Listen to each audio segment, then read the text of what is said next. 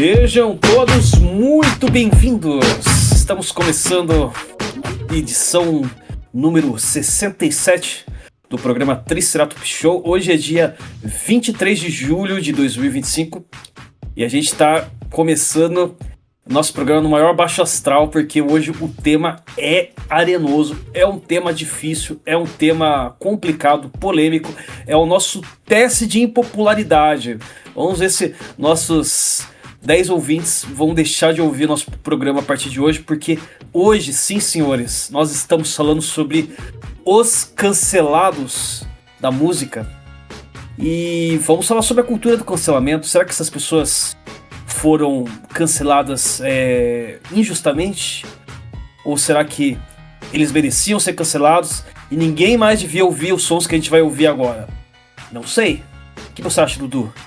É isso aí, Luiz. Não, acho que você trouxe uma questão muito interessante aí. Porque essa questão do cancelamento é o seguinte, que a pessoa que cancela, né, ou a pessoa que faz a denúncia, provavelmente ela é uma vítima, que ela fez a denúncia com provavelmente meses ou talvez anos de distância entre o acontecimento e a denúncia dela. E aí, você leva a sério isso? Como que você comprova que aquilo aconteceu, né? É uma questão muito difícil. Você concorda sempre com a vítima ou você espera que a justiça vá fazer sua parte? É uma questão muito difícil para nós, consumidores.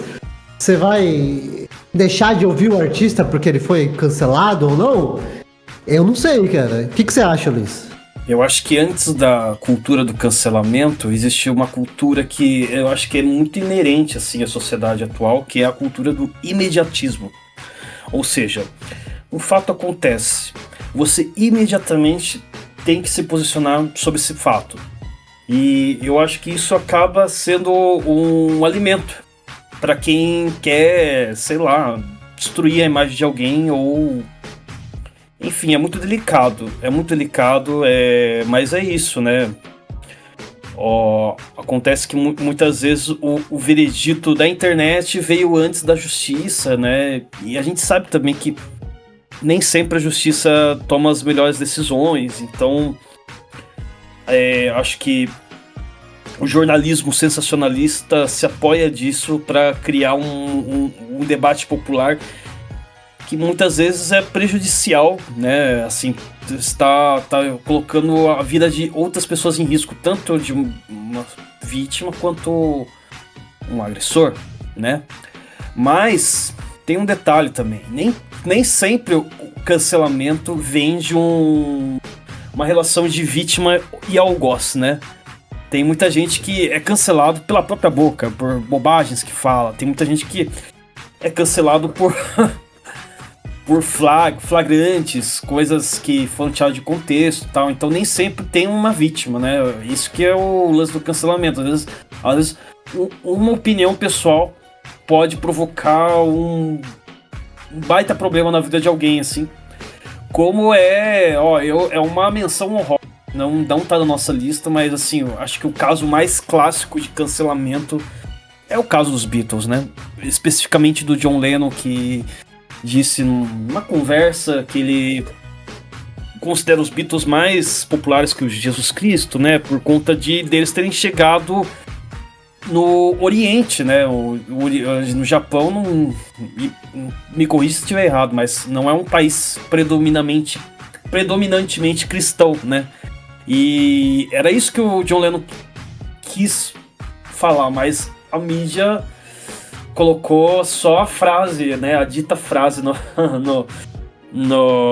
manchete, e desde essa época a galera só lê manchete, né, não é uma coisa atual, né, então tipo, a merda já tava feita, e isso fez com que na época muita gente fosse às ruas queimar publicamente discos dos Beatles, inclusive até tem vídeos da época que eles acho que iam para os Estados Unidos, que tinham um cara da Ku Klux Klan ameaçando os caras de morte e tal.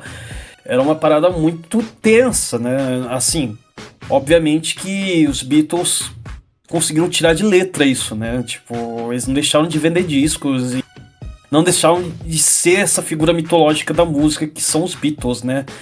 Mas nem todo mundo teve essa sorte. Teve muita gente que se fudeu. E a gente vai falar dessas pessoas hoje, né, Du? Exatamente, Luiz. A gente, como bons adultos, nós, para qualquer questão complicada, nós respondemos com é complicado. Nós não queremos posicionar porque essas questões são muito mais complexas do que nós somos capazes de analisar. Enfim, bora de som, Luiz. Eu trouxe pra gente um som do Thurston Moore e um do Michael Gira do Swans. Bora ouvir? Bora ouvir. Então fique com Onosu do Thurston Moore e depois Where Does Your Body Begin do Michael Gira, projeto solo do líder do Swans. Fique com a gente que daqui a pouco a gente vai falar por que esses caras foram cancelados. Por enquanto, vamos de som.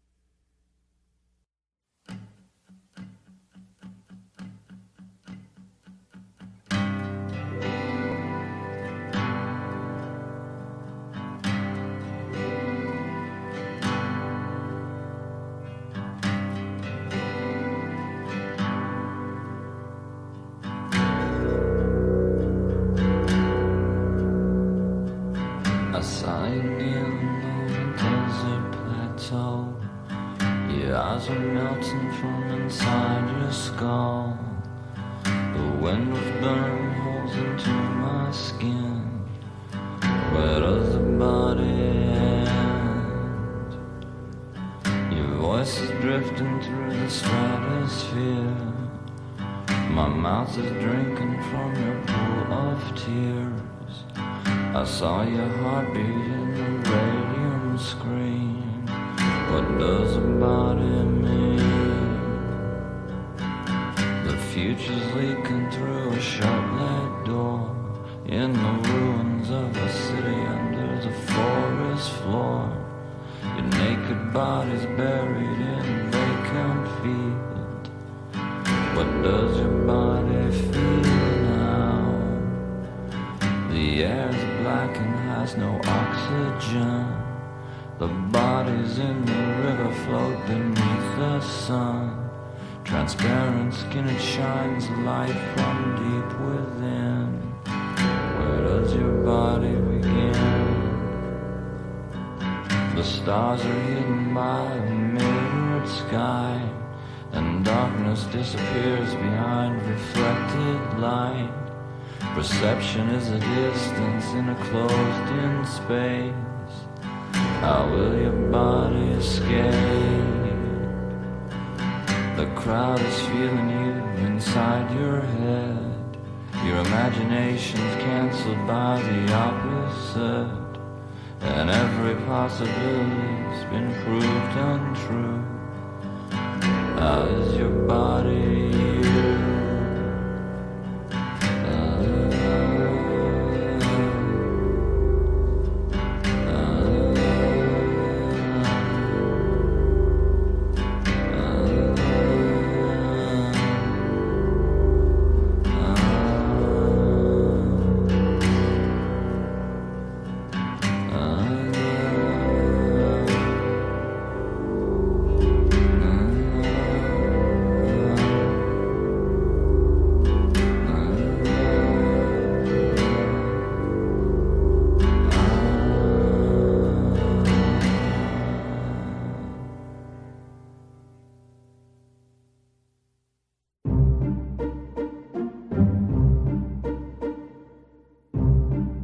E é isso aí, a gente acabou de ouvir Michael Gira e antes ouvimos Thurston Moore, dois cancelados. Agora você vai ter que fazer o papel de advogado do diabo, Dudu. Advogado do diabo? Vamos passar o pano pra esses caras ou não? Qual é? Ai, meu Deus. Então, a história, vamos por partes. Os Thurston Moore, do Sonic Youth, que eu já falei N vezes, pra mim, o Sonic Youth é a melhor banda da história. A história dele é que basicamente traiu uma mulher com a esposa, né, a Kim Gordon, que era baixista e vocalista do própria banda Sonic Youth. Então ele é tipo o casal indie, mas ele traiu ela, a traição culminou no fim da banda. E a Kim Gordon escreveu um ótimo livro, né? Chamado Girl in a Band, que ela conta dessa traição, conta como afetou ela e tal. Você leu o livro, né, Luiz? Quer falar um pouco? Eu li o livro, cara. E assim, eu acho que eu acho que assim, o legal do livro é que ele não fica mirando tanto no Thurston Moore, assim, óbvio, tem muita mágoa nas palavras dela, tal, mas ela fala também sobre a vida dela, sobre outras coisas que ela viveu como artista, opiniões também, né, sobre as coisas que giravam o mundo dela, que eram contemporâneas dela. É um livro bem honesto, assim, né? Fala sobre tretas, treta com a Courtney, fala treta com a Lydia Lunch, fala... Mas, assim, eu acho que mais preocupante do que o que ela disse sobre o Thurston Moore nesse livro é o que ela falou sobre essa segunda pessoa que a gente ouviu, o Michael Gira. Sim, eles fizeram uma tour com os fãs, assim, e no livro ela já fala sobre um pouco sobre o comportamento dele, o temperamento dele, assim, que era uma situação bem, assim, desconfortável viajar com ele. Porque ele era um cara que tem essa fama e, de fato, tem essa brisa de ser uma figura autoritária, uma figura que brigava constantemente com a banda, né? Então, eu não lembro exatamente quais eram as palavras que ela disse sobre o Michael Gira, porque faz muito tempo que eu li esse livro, né? Mas ela deu a entender que ele era um cara que constantemente cometia abusos psicológicos com membros da banda. Lembrando que também os fãs, durante muito tempo, teve uma mulher também tocando, que é a Jarboe. Então pode ser que... eu vi muitas coisas assim sobre essa separação também dela com esse rompimento da Jarboe com a banda, assim. Mas eu acho que tem muito a ver com essa coisa temperamental, né? Até aí, complicado, né? É uma merda, né? Ter que conviver com pessoas assim, mas tipo, será que é um motivo pra cancelar? Qual seria um outro motivo a mais grave pra cancelar o Michael Gira? Você tem aí essa informação, Du? Tem. Calma. Vamos falar do Thurston Moore primeiro. Então, né, cara, foi uma questão mais, como que eu posso dizer, íntima, de um casal. E aí, o cara que traiu, ele pode ser cancelado ou não? Porque é uma questão dos dois só, né? Eu não sei. Pode ser considerado cancelado? Sim ou não? Eu sei que rolou todo um split, né, uma vez que acabou o Sonic Youth. Um lado ficou do King Gordon, um lado ficou não necessariamente do Thurston Moore, mas mais no sentido de que, tipo, eu vou manter uma distância dessa questão pessoal. Enfim, eu não tô nem aí, que se foda, tomar no cu esses caras aí, tô nem aí. O que eu acho que essa música do Thurston Moore que a gente ouviu agora, eu acho que ela tem uma questão meio preguiçosa, viu? Vou falar aqui, análise crítica, que eu não gosto que a voz da música, ela segue a guitarra, se vocês repararem. Eu não gosto disso, que eu acho preguiçoso. A voz vai nas tônicas da guitarra só, e eu acho preguiçoso, isso eu não gosto. Mas a música é legal, o álbum é muito bom. Psychic Hearts, de 96, é um álbum muito legal. Quando eu era mais jovem, né, eu já tenho 31 anos. Caralho, bro. Mas quando eu era jovem, eu ouvi esse álbum, Psychic Hearts, e eu falava assim, eu quero tocar exatamente isso. Tipo, esse era meu objetivo como banda, né? Mas agora, ouvindo de novo, eu ouvi o álbum inteiro, cara, e eu fiquei pensando assim, sabe? Talvez não seja tanto quanto eu gostava, assim, antes. Eu achei um pouco caído. Mas a música é legal, o álbum é legal, mas você achar legal não te impede de ter opiniões contra, né? É mais ou menos a sensação que eu tenho quando eu ouço o Megadeth. Mesma coisa, né? Thurston Moore, Megadeth, mesma coisa. Inclusive tocaram juntos aqui no Brasil, no último show do Sonic Youth foi com Megadeth. Curiosidades do rock. Verdade. Inclusive esse episódio é narrado dramaticamente no livro da... Foi o último show, né? Então o clima da banda já tava péssimo, né? Cada um entrou de um lado. Eles, tipo, tiveram interação no palco, óbvio, mas quando acabou o show, cada um foi pra um canto e foi essa coisa aí, esse amargo, essa despedida amarga que eles fizeram no palco, né? E foi no Brasil. Para nós brasileiros, então, tiveram o último show no Brasil. Como que foi? No SWX? Foi? SWU. SWU. Started With You. Sobre o Michael Gira, galera. Michael Gira do Swans. Mano, você escuta o Swans, você percebe que esse cara tem problema. Sim. Esteticamente, já o próprio som do Swans já é um red flag fudido, né? Enfim, a gente ouviu então a música Where Does Your Body Begin? Interrogação, do álbum Drainland 91. Bom, achei meio difícil, porque os álbuns do Swans e do Michael Gira em geral, eles são meio difíceis de ouvir fora de contexto, assim, sabe? Ouvir só aquela música. Mas essa música, ela é uma canção do violão que ela é muito, muito bonita, assim, sabe? As cordas de aço do violão, eles combinam muito bem com a voz mais grossa do Michael Gira. Ele dá um tom bem cru, assim, e real, sabe? O Michael Gira, ele foi, então, cancelado, ou entre aspas, né? Porque o pessoal continua ouvindo, porque ele foi acusado de estupro pela Larkin da banda, né? O Michael Gira falou assim, ó, sobre o incidente, ó. Peguei aqui, ó. 8 anos atrás, eu ainda tava casado com a minha primeira esposa, e a Larkin, nós tivemos um momento romântico consensual que não foi consumado. Ou seja, o que ele quer dizer com isso? Né? Em algum momento, mas não fuderam. Sim. Ó, eu falei pra ela, isso não me sinto, isso não se sente correto, né? Ó, A Larkin pode regretar, como fala isso? Ela pode Se arrepender. se arrepender, como eu me arrependo, e eu me peço desculpas pra minha esposa, pra minha família, e contei sobre ele, sobre o incidente. Essa é a parte do Michael Giro, né? Ou seja, ele fez merda e sabe. E a Larkin Green, ela falou assim, ó. Esse é um exemplo perfeito de por que nós precisamos falar de ter educação sobre consent, né? Consentimento, né? Eu falei não pra você muitas vezes naquele dia. Eu implorei pra você pra não interferir comigo sexualmente. Até tive uma concordância verbal de que quando a gente assinou o contrato de que você não faria nada sexual, você concordou comigo que eu poderia confiar em você.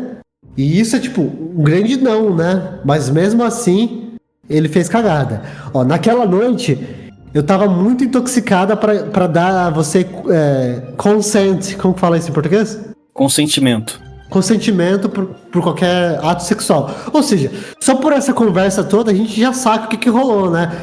Mulher bêbada, cara bêbado, chapado. Rolou alguma coisa ali e eles sentiram que não era o momento, né? Que não era uma coisa certa de se fazer. Mas mesmo assim o cara deu em cima dela e passou um pouco dos limites, né? Ou seja, acho que a conclusão ele não fez algo muito, muito correto ali, né? Sim. Aparentemente parece grave, né? Não entendi direito, mas parece grave. Parece que rolou uma forçação de barra aí, né? Tipo, parece que ela sinalizou que não estava de acordo com a situação e o cara deu uma avançada no sinal, né? Mas são histórias conflitantes, né?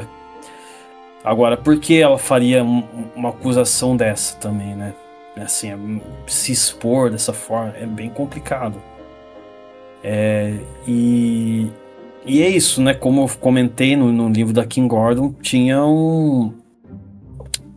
Eles, cara, tem uma fama, né? De ser uma pessoa difícil, né? Então, infelizmente fica foda, né? Passar o pano pra ele, assim, por conta de outros relatos, né? Tem toda uma construção, uma narrativa sendo construída em torno dele há muito tempo. E ele já teve também outras parcerias femininas, como já mencionei, a Jarbol, eu não encontrei nada sobre alegação de uma conduta sexual com ela, mas assim, eles não terminaram muito bem a banda. Mas acho que acho que eles tiveram até um certo como que eu posso dizer, se entenderam, mas assim, não, cada um seguiu pro seu caminho. Mas ela participou do disco The Sear em 2012. Assim, ela já tinha saído acho que nos anos 90, né? Complicado. E também o objetivo desse programa não é nem passar o pano, nem jogar na fogueira do cancelamento. Que é justamente falar que apesar desses caras terem esse histórico, esse problema, eles têm um legado musical, algum som, uma coisa que a gente consome, né? Infelizmente ou felizmente. Eu ouço The Swans, acho uma banda foda, assim. Durante muito tempo era uma das bandas que eu mais ouvi bastante. Já cheguei a fazer toda uma maratona entre os discos e tal. Mas é um fato, né? É uma coisa que as pessoas precisam saber e lidem como quiser, mas assim, é isso. O fato é que o cara continua em atividade, né? Tá tocando e tem uma legião de fãs também que acompanha eles ao vivo. Você falou da Jarbol, eles têm um álbum, o Swans tem um álbum com o Neuroses, e o cara do Neuroses também foi cancelado por assédio sexual, então fica aí a curiosidade. Mas falando de som, Luiz, o que você trouxe pra gente aí logo em seguida? Bom, Dudu, a gente vai falar agora de um cara que foi cancelado em outra esfera, na esfera política, mas que isso custou bem caro para a carreira dele. Eu tô falando aqui de Gary Numan. Gary Numan era um cara nos anos 70, assim, final dos anos 70 e começo dos 80, era uma figura que estava sendo em ascensão, né? Ele veio daquela banda Army, que era uma banda que veio daquele contexto do punk, pós-punk. Você via que tipo, tinha uma sonoridade punk, né? Bem próxima dos registros do Punk 77. Tinha um flerte com a música eletrônica já, né? Muita influência de krautrock rock, sintetizadores bem fortes e bem parecido também com o Ultravox no começo, tal. Uma banda muito legal, incrível. E daí ele pouco tempo depois, assim, acho que chegou a lançar 2 discos com essa banda. Pouco tempo depois ele já se lançou numa carreira solo, muito bem sucedida. Os shows dele tinham uma produção assim incrível para a época, era uma coisa muito louca, bem tecnológico. Ele partiu para essa onda do synth pop, né? A galera do New Romantic era muito fã dele, né? Foi um grande artista que fez grande sucesso. Só que ele inventou de falar de política, assim, de dar opiniões políticas. E ele apoiava a Margaret Thatcher, que era a primeira-ministra da Inglaterra na época, que era uma pessoa que não era muito bem vista assim, pelas camadas, né, operárias, progressistas, especialmente os punks, né? Ela era inimiga dos punks. Ela é conhecida como a rainha, como que é? A Dama de Ferro.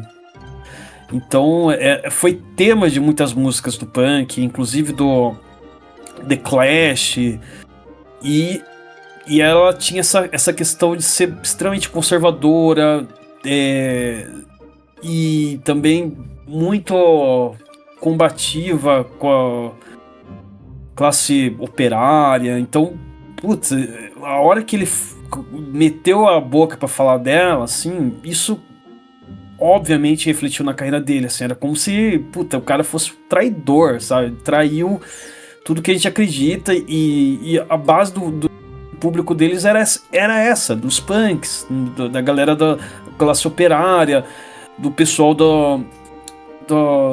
dos New Romantics, né, que eram pessoas homossexuais e tal. Então foi uma barra bem pesada de lidar, e isso acabou minando a carreira dele. Ele lança discos até hoje, mas a popularidade que estava em ascensão desceu, caiu muito, né? Ele não saiu do pop, se ficou no ostracismo, né? Hoje a gente reconhece, né? Puta, os discos do cara eram incríveis, era uma coisa muito moderna, uma coisa que posteriormente influenciou muita gente. Mas naquele momento, anos 80, o cara não conseguiu emplacar nenhum outro som depois de Cars. E aproveitando que eu tô falando dele, a gente vai ouvir então o som dessa primeira fase dele, com a banda Tubby Arm, do disco Réplicas, a faixa Me I Disconnect For You. Na sequência a gente fala de outra pessoa cancelada, talvez a história mais triste que a gente vai ouvir nesse podcast, mas isso é papo para outro bloco. Então, hora de som. Me I Disconnect From You, da banda Subway Army.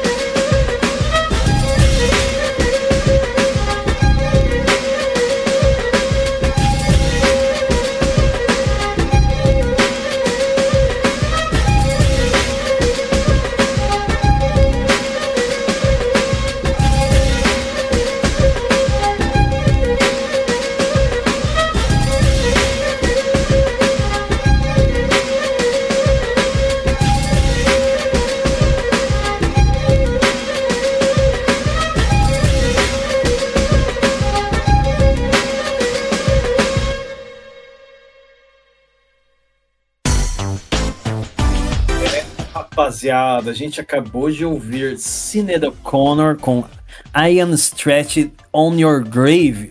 E antes, a gente ouviu Gary Numan e a sua Tubeway Army com Me I Disconnect For You. Que realmente é isso que aconteceu. O Gary Numan se desconectou do Sus, sendo um cara completamente reaça, né? Agora, sobre Sinéad O'Connor Nossa, que história, hein? Você tá ligado? Conta aí pra nós. Então, Sinéad O'Connor nunca assim, acho que foi uma unanimidade na indústria musical, porque ela sempre se pronunciou, né? Sempre foi uma cantora que se posicionou bastante, né? Tanto por conta pelo feminismo, né? Sempre já falou já tinha dado algumas declarações sobre o lance da mulher na indústria musical, né? E ela também já se posicionou também sobre o lance do nacionalismo na Irlanda, coisas, né?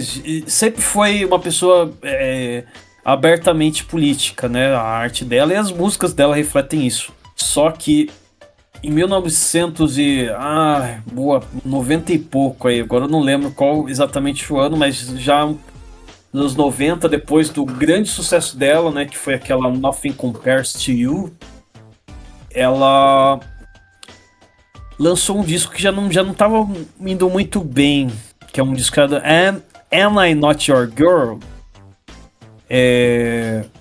Que é um disco de covers de jazz, né? Ela fez covers de standards de jazz, Frank Sinatra e vários outros cantores dessa época das big bands e tal. Então era um disco meio estranho pra carreira dela, que não dialogava muito com o que ela tava trazendo de inventividade artística pop, música alternativa, né? Então já não era um disco muito bem sucedido, mas assim, ela ainda tava colhendo os frutos do grande sucesso dela, que na verdade é uma música do Prince. Nothing Compares to You é uma música que o Prince escreveu. E só foi lançada depois da morte dele, a versão dele. Muito boa também. Mas enfim, ela foi pro programa Saturday Night Live e ela aproveitou a audiência daquele momento, né? Acho que era um dos canais, era um dos programas mais assistidos nos Estados Unidos, né? Ao vivo. Então ela aproveitou que ela tinha o lance do ao vivo, que ela podia fazer o que ela quisesse. E ela fez. Ela cantou uma música do Bob Marley, a capela, eu não lembro qual que é o nome da música. E depois que ela fez isso, ela rasgou a foto do Papa João Paulo II. Aquilo foi um gesto assim corajoso, né? A ideia dela era fazer uma denúncia, né, sobre os escândalos de pedofilia que envolviam a Igreja Católica. Mas ninguém recebeu isso bem, né?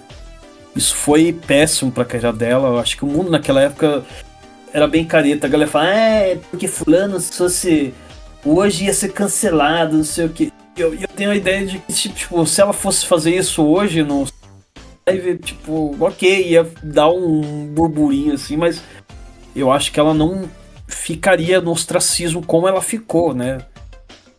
Ela nunca mais foi chamada pra nada. Acho que ela teve uma aparição ao vivo no tributo ao Bob Dylan.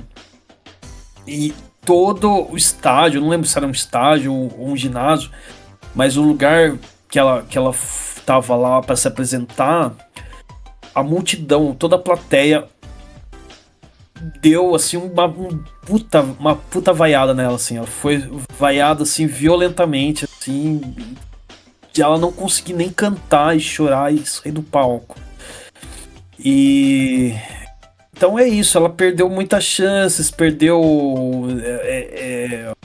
aquela coisa, tipo, que era uma aposta, né? Ela era uma aposta, ela não chegou a realmente, putz, tem uma uma diva da música pop, porque é isso, ela tinha lançado uma música que foi muito bem, mas daí, depois que ela rasgou a foto do Papa, ela foi esquecida.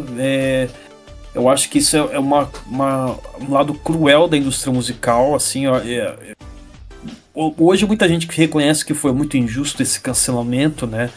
Mas custou a vida dela, né? Custou a vida dela, ela nunca mais foi a mesma. Ela até acho que se converteu ao islamismo, fez alguns discos, uma base mais espiritual, tal.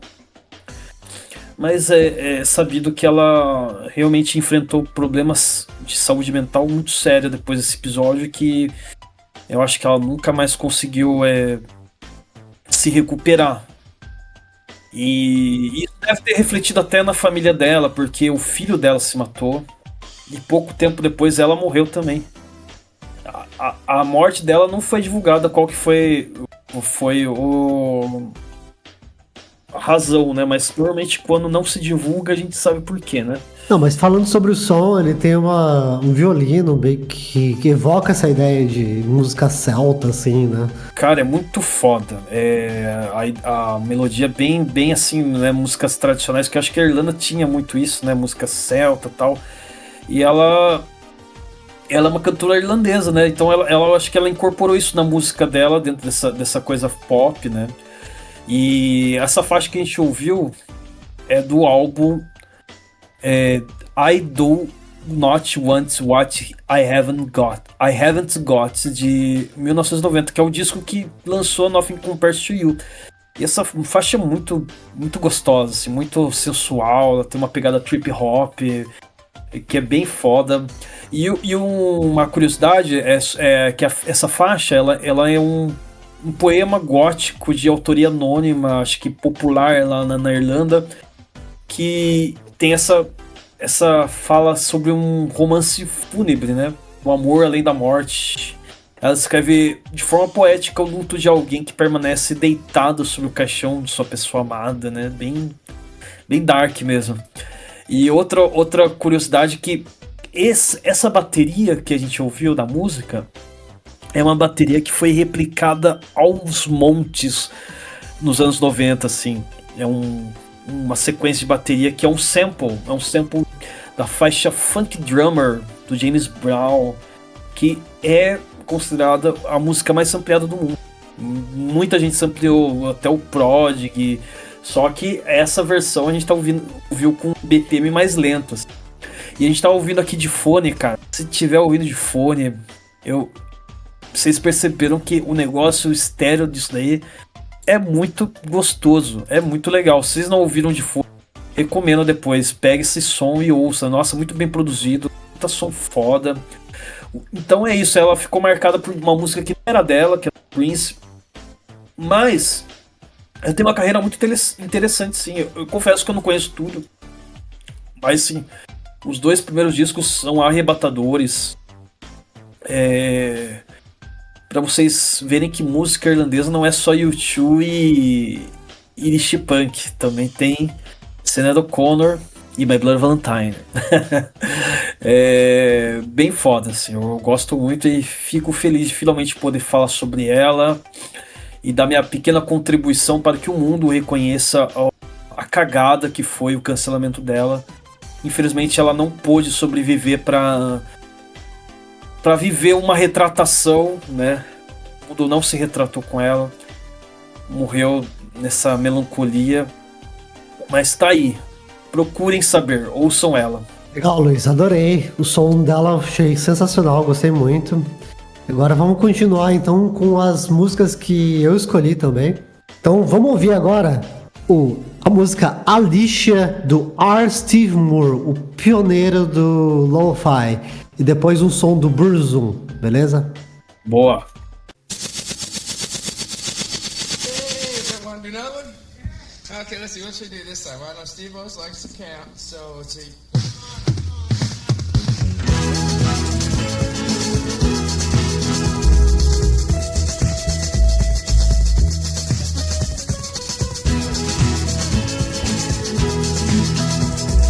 Perfect combination.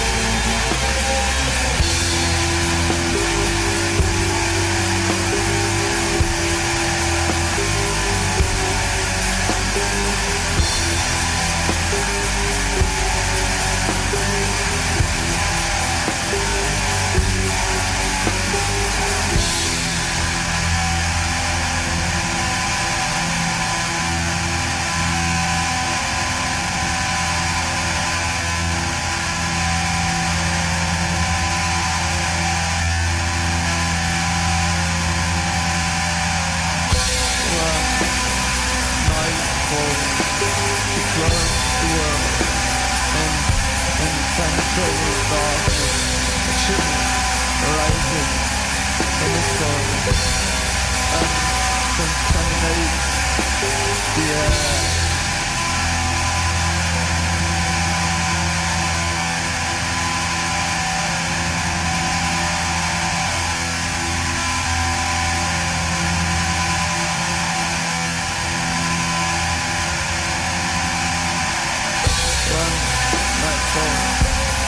Place the world in planetary darkness, the chill rising from the soil, and contaminates the air. Suddenly, life has new meaning.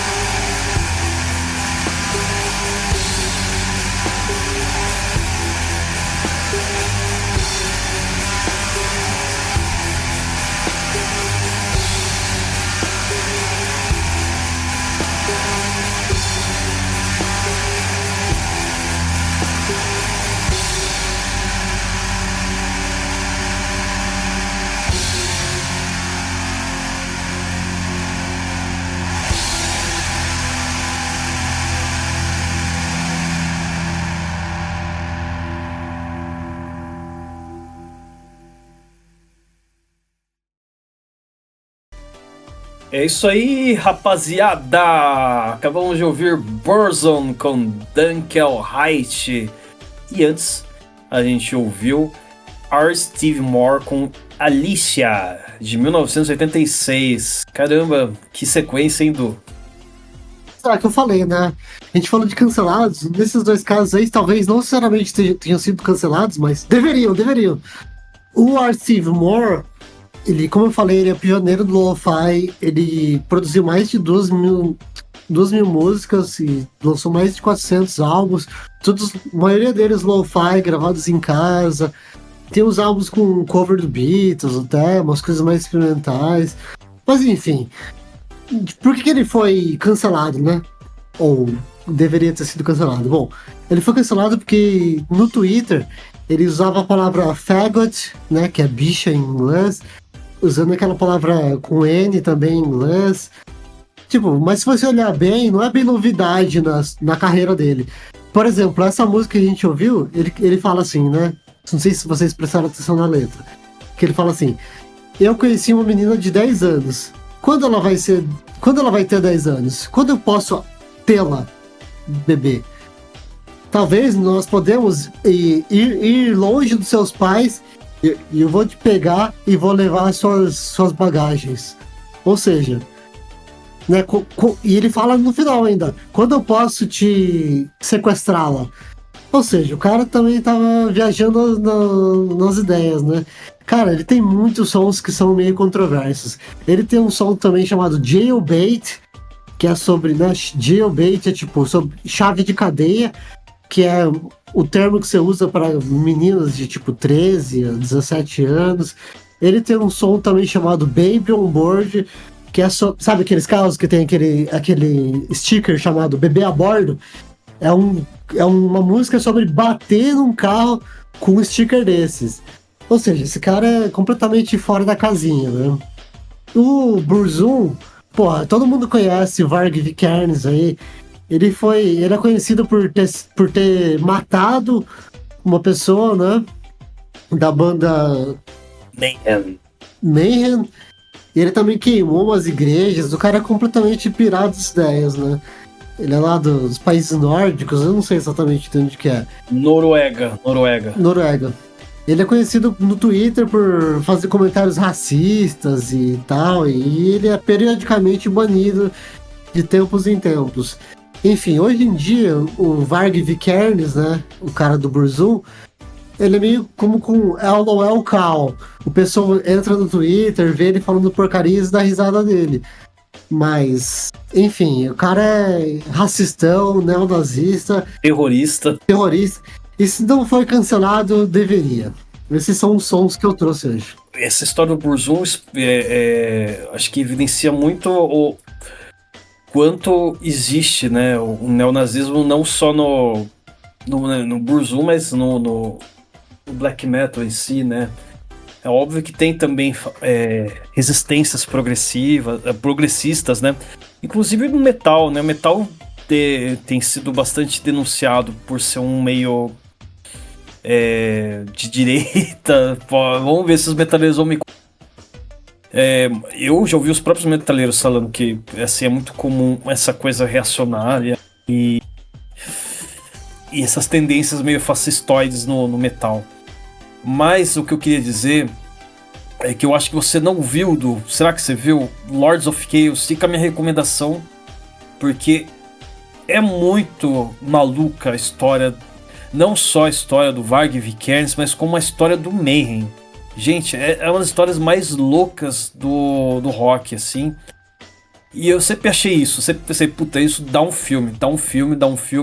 E deu um filme dirigido por Jonas Åkerlund, que inclusive era baterista da banda de black metal sueca Bathory, e dirigiu um monte de clipe do Metallica, Rammstein, até Madonna e Lady Gaga. O cara foi para o audiovisual, que metal não dá futuro, e foi para o audiovisual.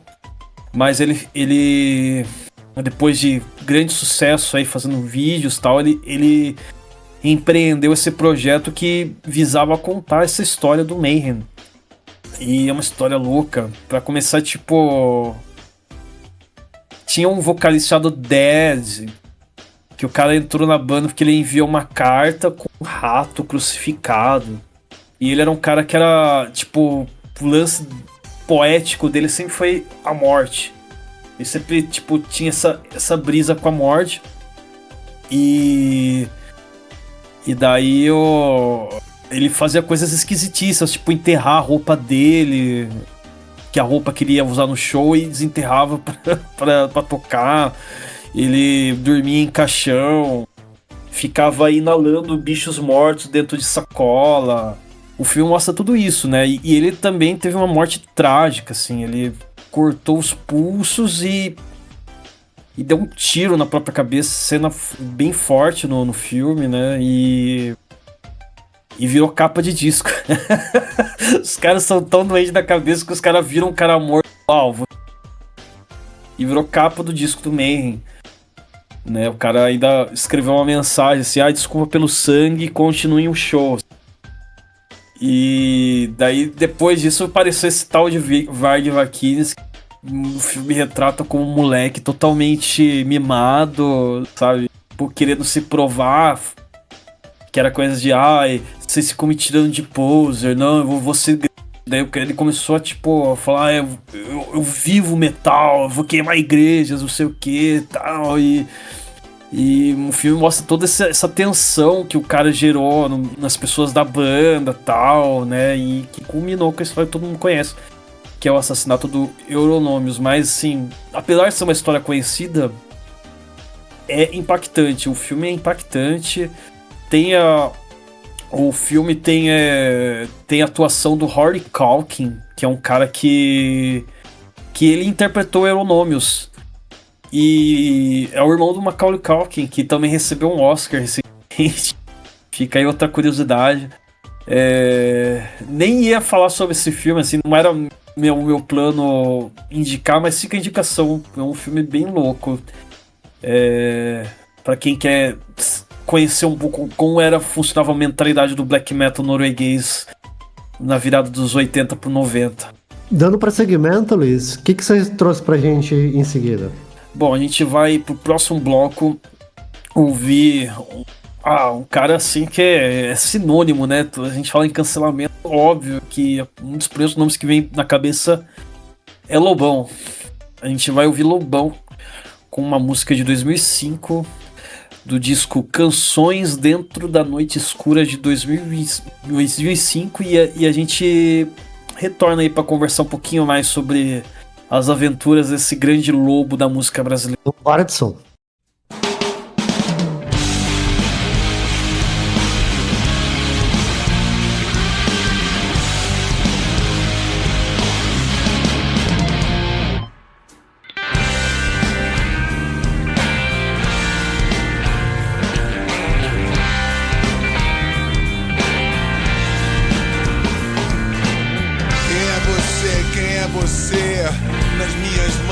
Nas minhas mãos vazias, você é assim tão impossível e vão.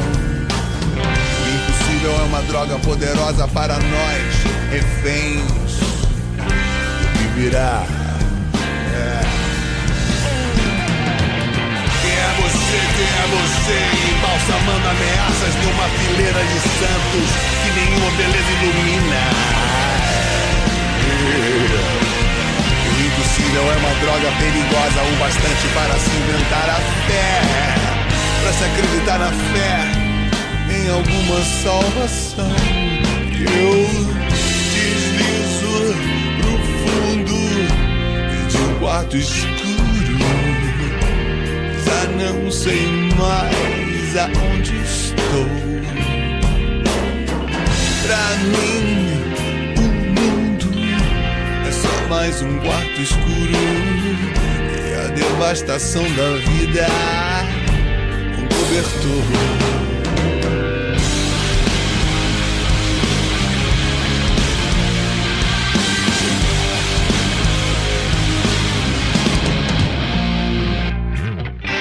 Talvez algumas lágrimas nos tornem um pouco mais inchados e vazios.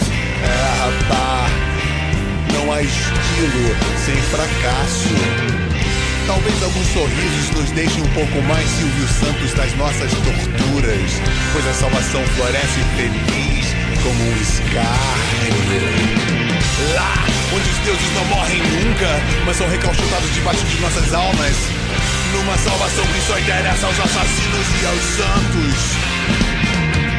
Numa salvação triste, como qualquer céu, como num domingo, como num suicídio, como num êxtase que se desaprende. Eu deslizo pro fundo de um quarto escuro e já não sei mais aonde estou. Pra mim, o mundo é só mais um quarto escuro e a devastação da vida, um cobertor. Deslizo pro fundo de um quarto escuro e já não sei mais aonde estou. Pra mim, o mundo é só mais um quarto escuro e a devastação da vida, uma declaração de amor.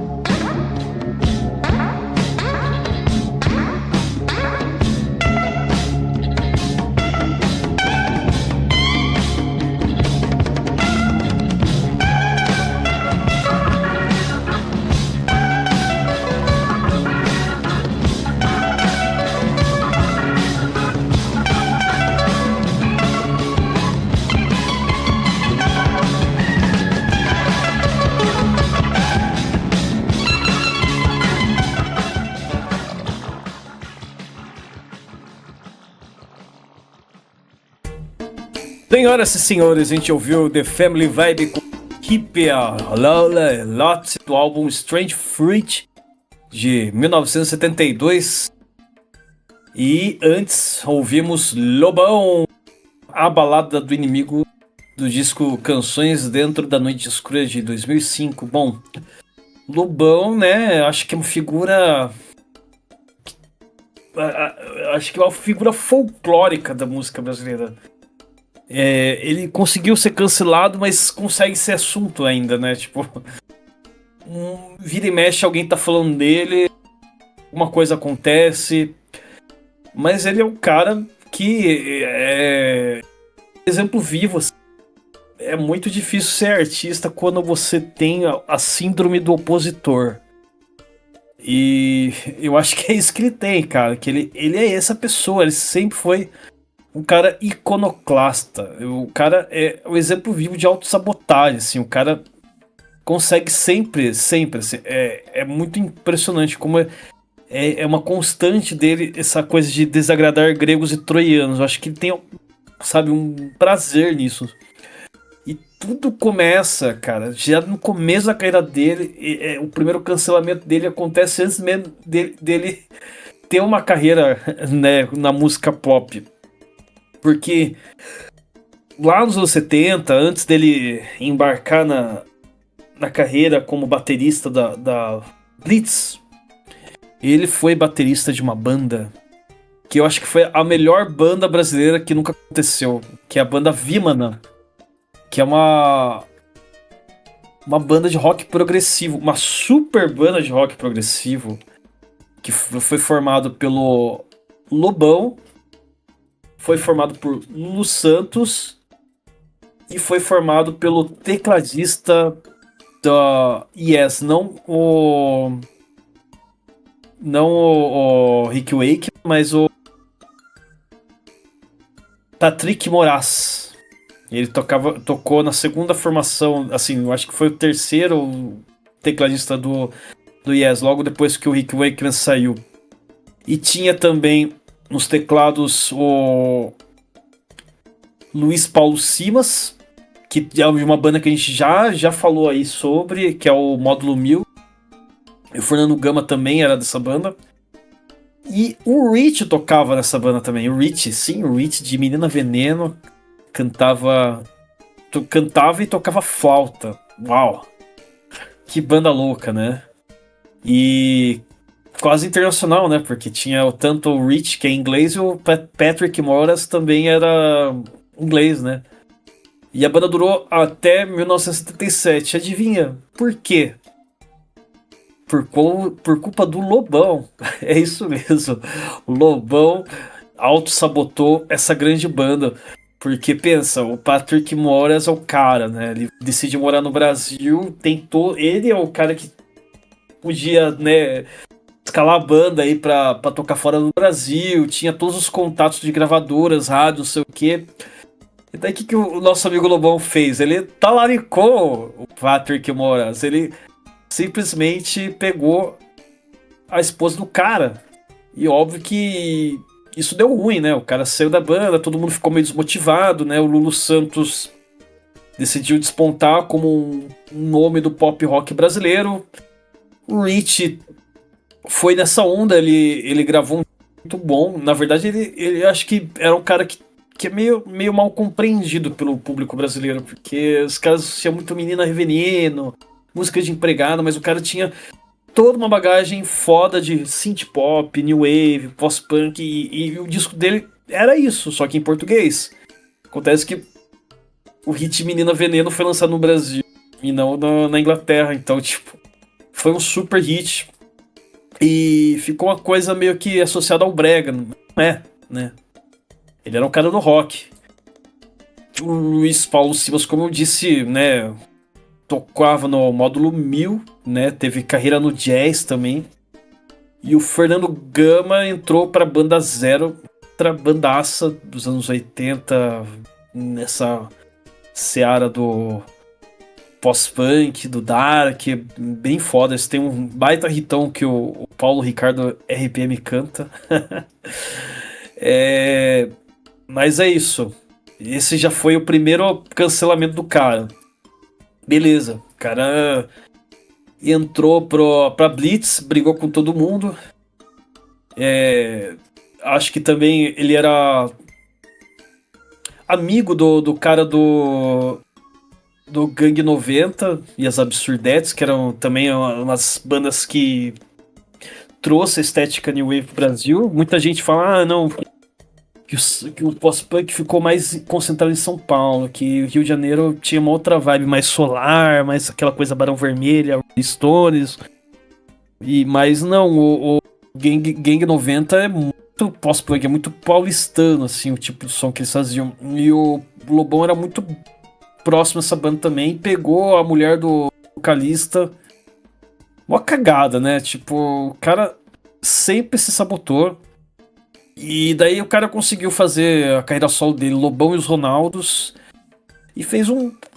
Tocou também com a Marina Lima, né? Eu acho que o sucesso da Marina Lima precedeu o sucesso do Lobão. Ela fez sucesso com a Me Chama, acho que antes do Lobão. Daí o Lobão veio com o Lobão e os Ronaldos.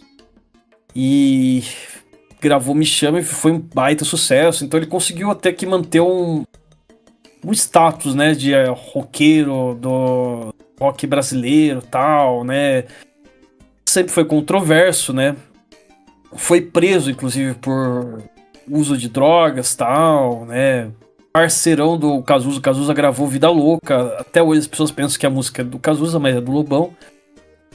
E em 89 ele tem uma apresentação épica no Domingão do Faustão, que tá inclusive dá pra gente ver lá no YouTube.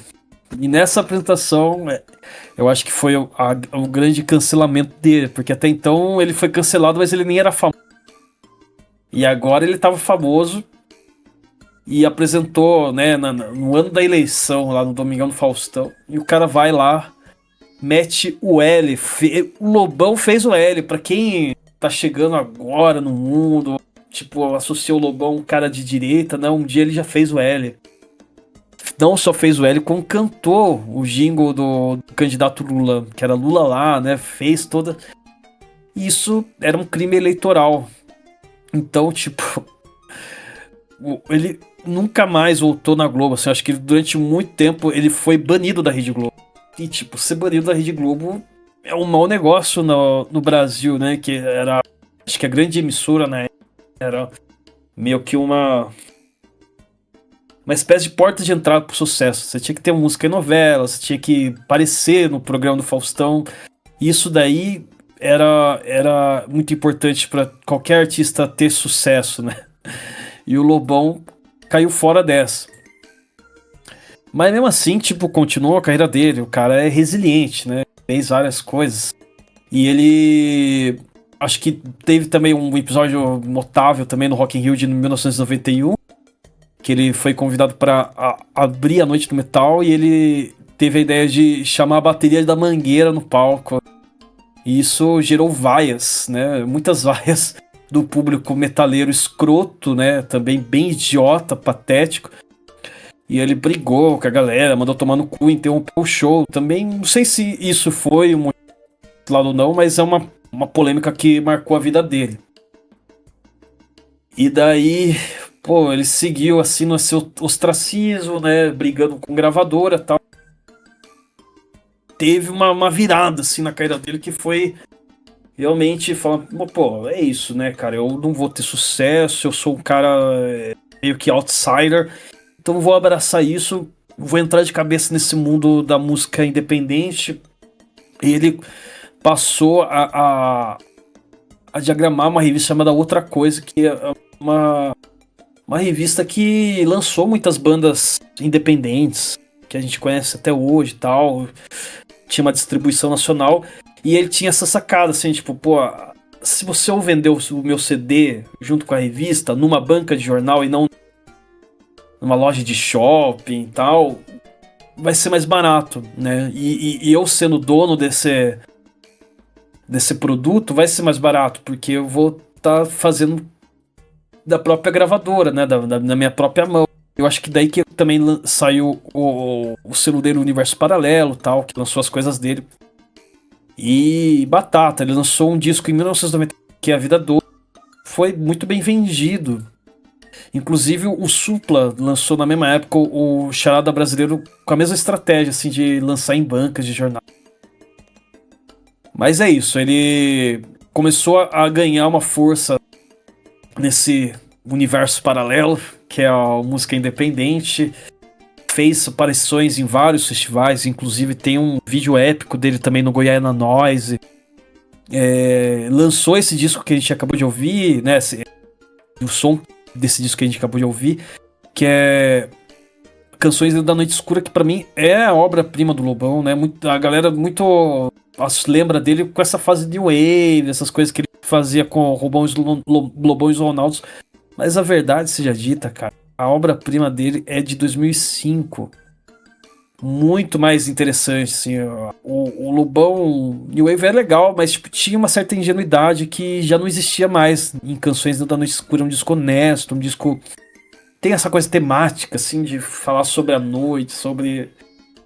Eu consigo imaginar, né, uma coisa de uma pessoa vagando pela noite, refletindo sobre os relacionamentos dele, os amores. É um disco bem forte, bem pesado, bem produzido, muito bem produzido, bem lineado, tem canções incríveis. As melhores letras dele estão nesse disco. É um disco mais assim pra dentro, né?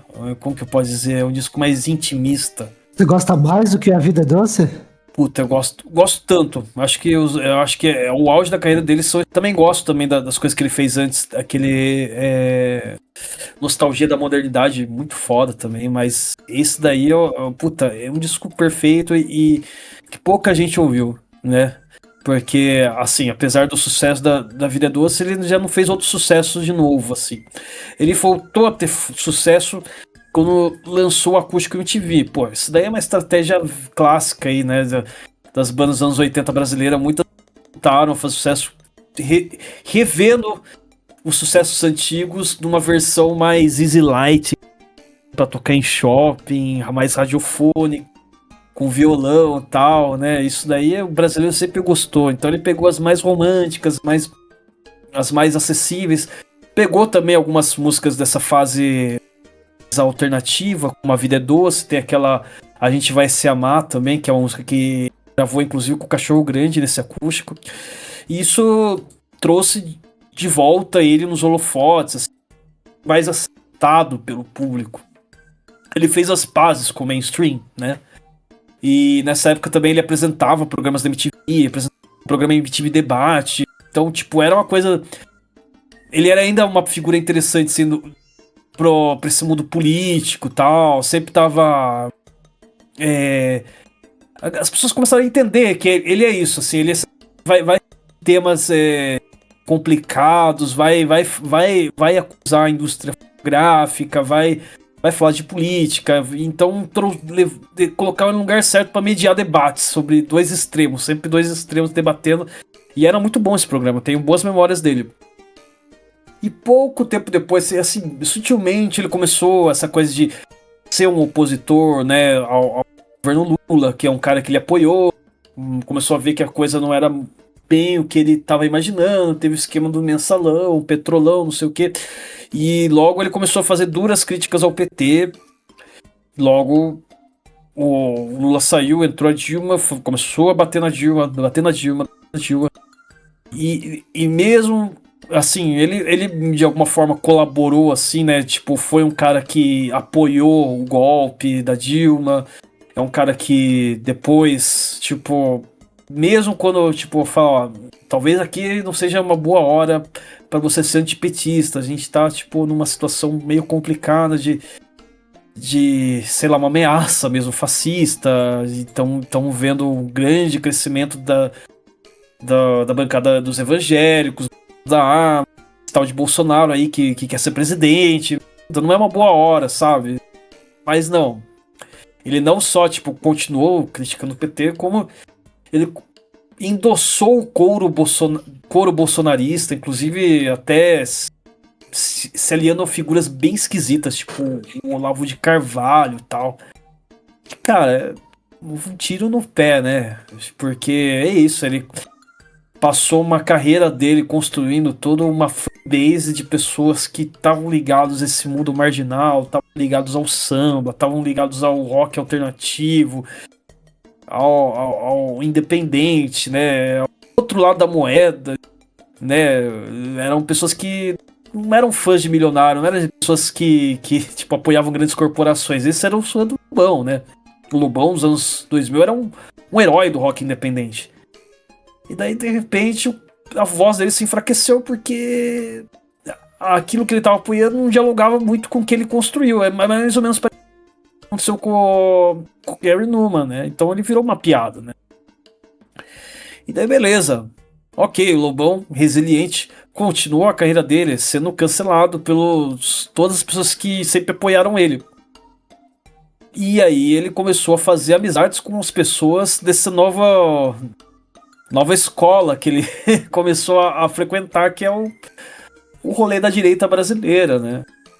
E esses são os fãs que se tornaram os fãs do Lobão, né? A galera que antigamente xingava ele de drogado, tirava ele e tal. Hoje eram os caras que, não, Lobão é foda. Lobão é foda, não sei o quê. Foda, né? Mas daí a gente viu o que aconteceu no governo Bolsonaro, toda aquela merda de Covid e tal. Não sei como o Lobão demorou tanto tempo pra perceber que era uma má ideia, mas, tipo, pim! Apareceu a cabeça dele e percebeu, ih, nossa, cagada, hein? Tava no lado errado da história e ele meio que... Ele não pediu desculpa por ter feito o que ele fez, mas, tipo, ele também, tipo, começou a criticar, né? Esse lado que ele tava defendendo. Rompeu, inclusive, com o Olavo de Carvalho. De repente ele percebeu que o Olavo de Carvalho era um cara meio idiota, né? Mas tarde demais, né? Tarde demais, e daí ele foi cancelado novamente por essa galera da direita. Então, ou seja, tipo, quem é o Lobão hoje? O que ele faz? Qual é o último grande disco dele? Não sabe? Porque ele foi cancelado, ele conquistou esse lugar de desagradar gregos e troianos.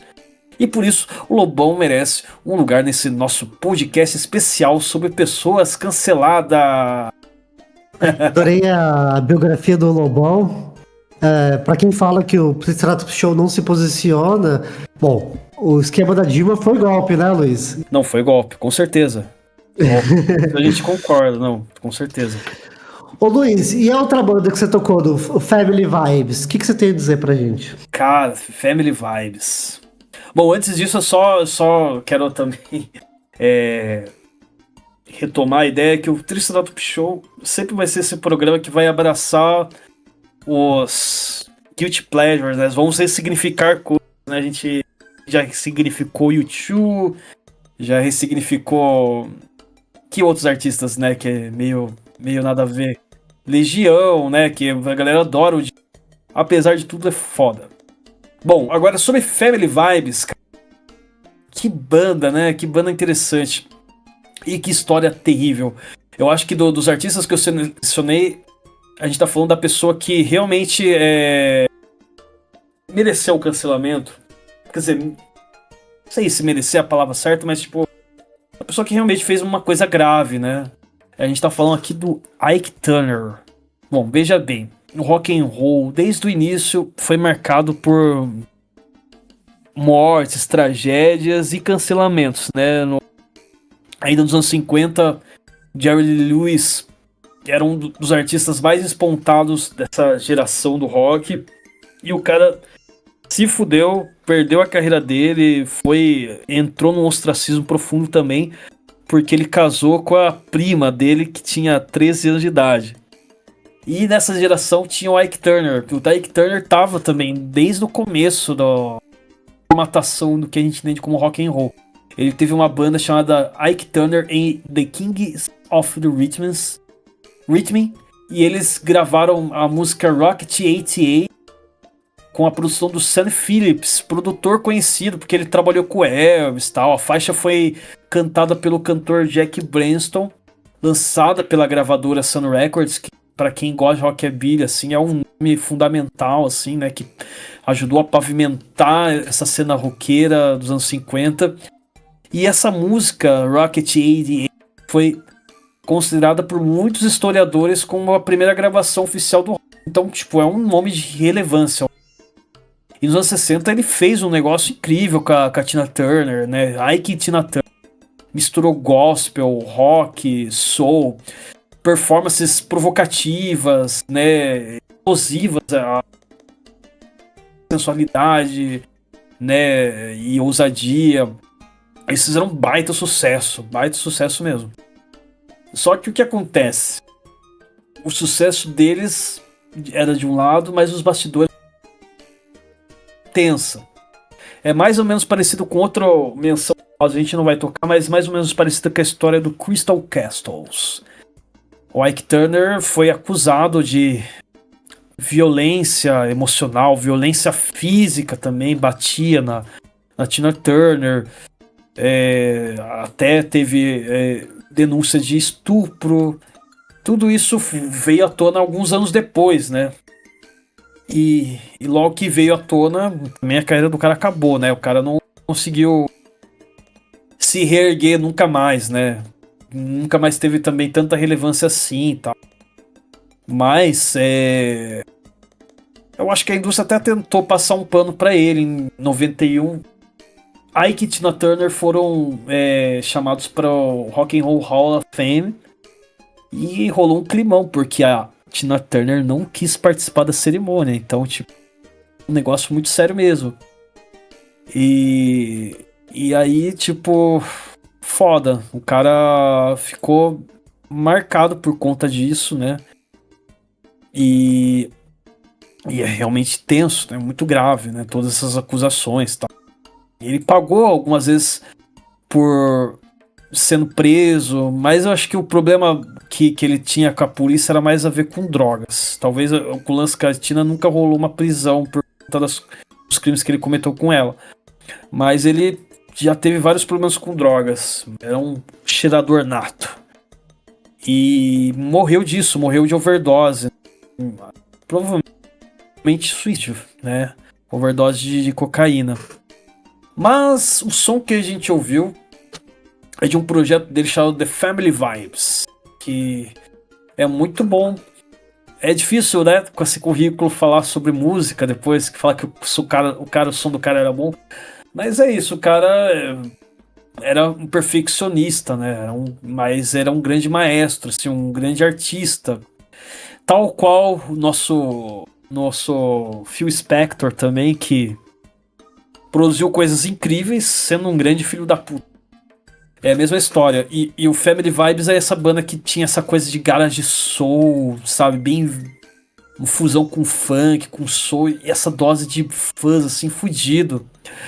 E a faixa que a gente ouviu é Hip a Lot. Nossa, muito difícil falar isso. Não vou conseguir acertar, mas é Hip a Lot 72, que tem esse timbre estragadão de guitarra, esse fuzz fudido, assim, o timbre mais esquisito de guitarra que eu já vi. Maravilhoso, assim. Sonzeira pedrada, instrumental, né? E outro detalhe desse disco que eu acho curioso, assim, que quem for procurar... Aliás, é bem difícil achar as coisas dele, eu tive que subir no YouTube. Esse disco tem uma capa que pra mim parece ser até uma provocação ao Velvet Underground. Não sei se é intencional ou não, mas tem uma banana. Que com o mesmo estilo de desenho, assim, meio pop art, que é aquela coisa de... Como que chama? Os meios tons, né? Característicos do quadrinho e tal. Só que em vez de uma banana, dentro desse casco de banana, tem uma dinamite. E daí eu fico me perguntando, será que tem aí alguma posição ao Velvet Underground?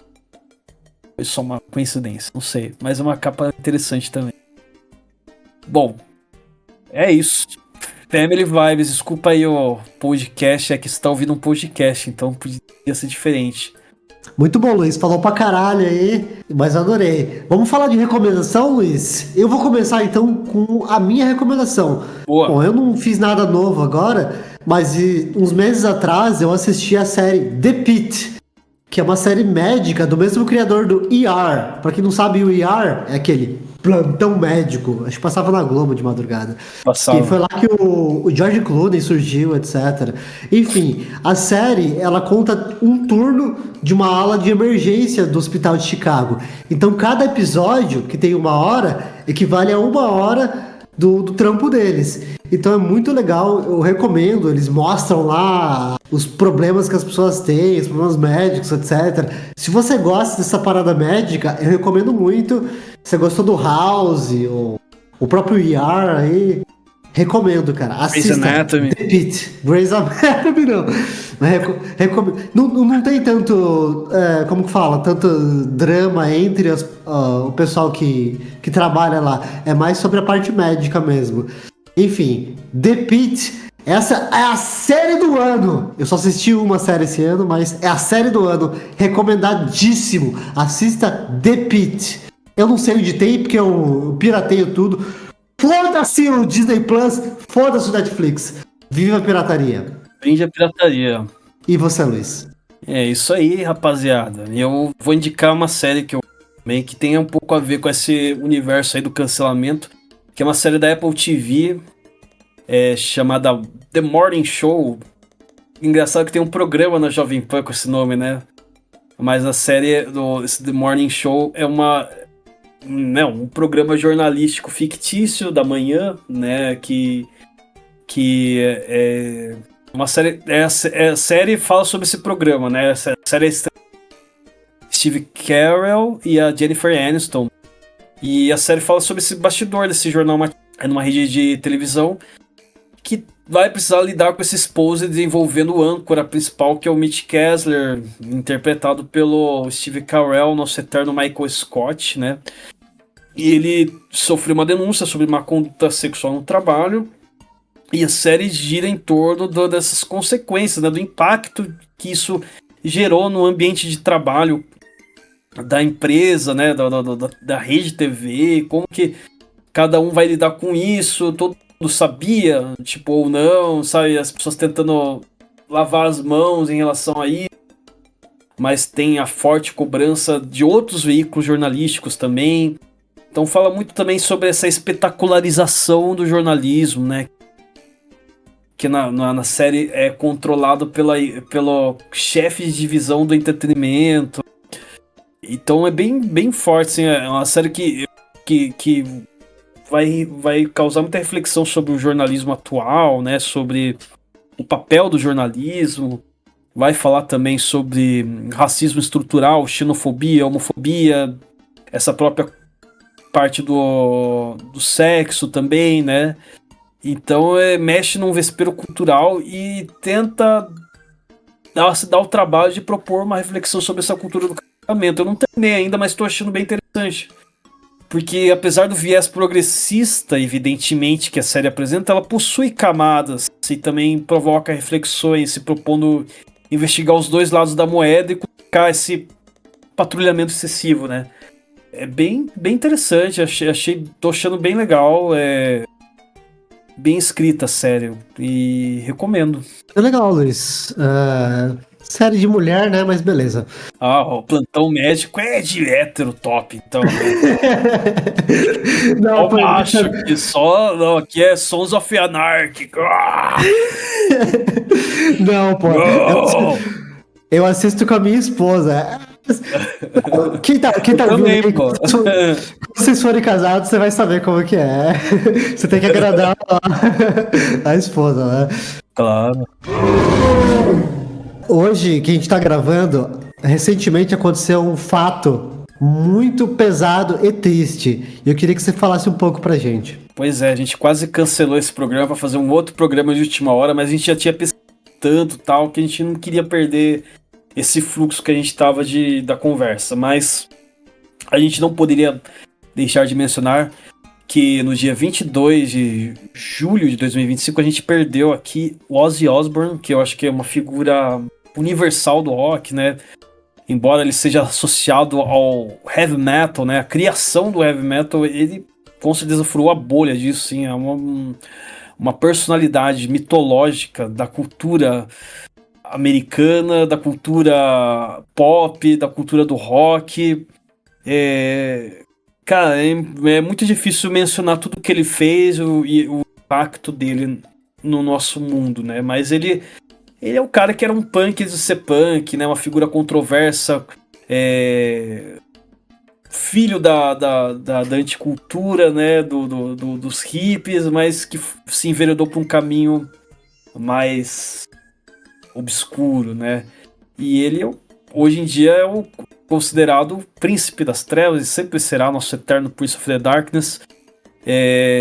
Curioso o fato da morte dele, que foi um pouco depois da despedida do Black Sabbath. A gente já tinha mencionado no programa anterior que rolou, né, o último show, né, quem tá ouvindo esse programa em outro ano, que é um registro histórico do momento, esse foi o grande momento do metal, na história do metal, assim, que foi um festival que reuniu vários artistas, né, tinha, sei lá, uma caralhada de gente, assim, influente tanto do rock quanto do metal, fazendo um show em tributo ao Black Sabbath e a carreira do Ozzy, né?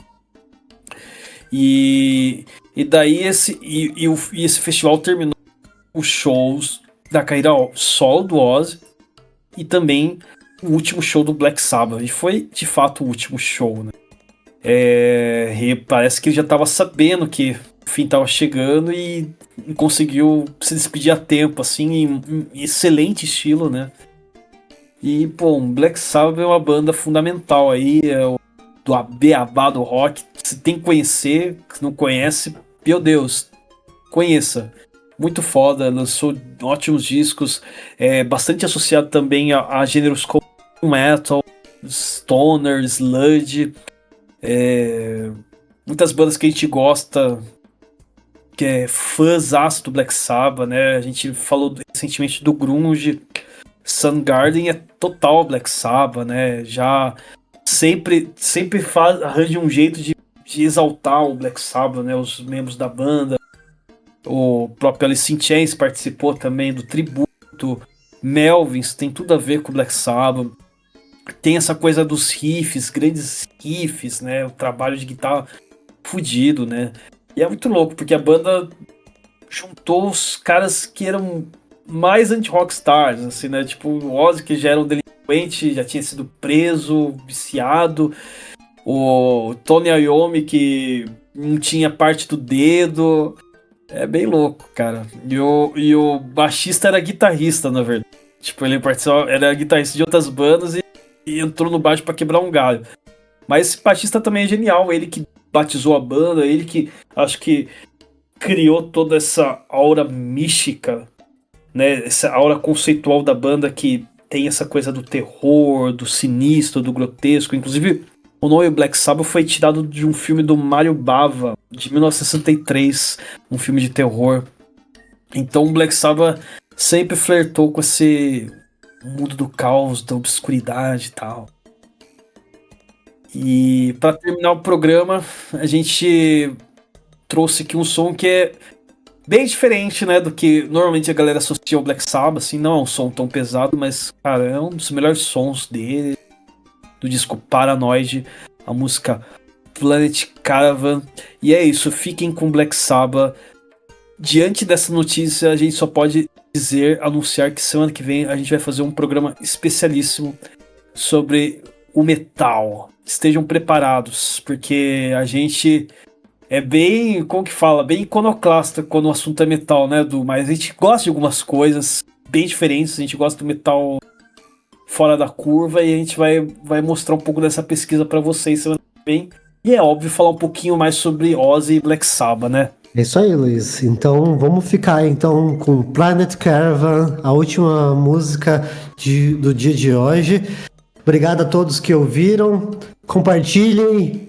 Muito obrigado ao André Carvalho, nosso grande amigo aí. Sim. Eu vi que um pessoal novo apareceu porque ele repostou no Instagram.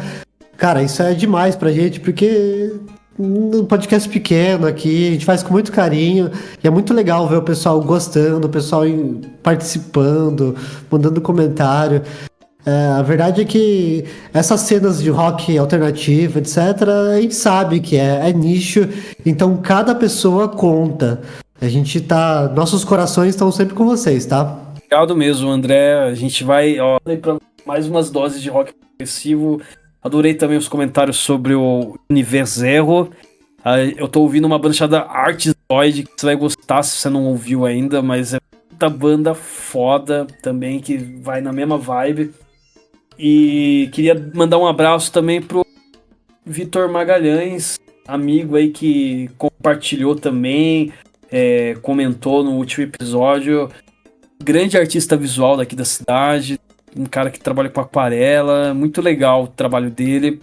Então um abraço, obrigado, Vitor, valeu mesmo pela audiência e valeu para todo mundo que tá comentando, que tá acompanhando a gente. Isso é muito importante, como o Dudu falou, cada pessoa importa. É isso aí, Luiz. Então vamos de Planet Caravan, do Black Sabbath. E beijos e até semana que vem. Tchau. Tchau.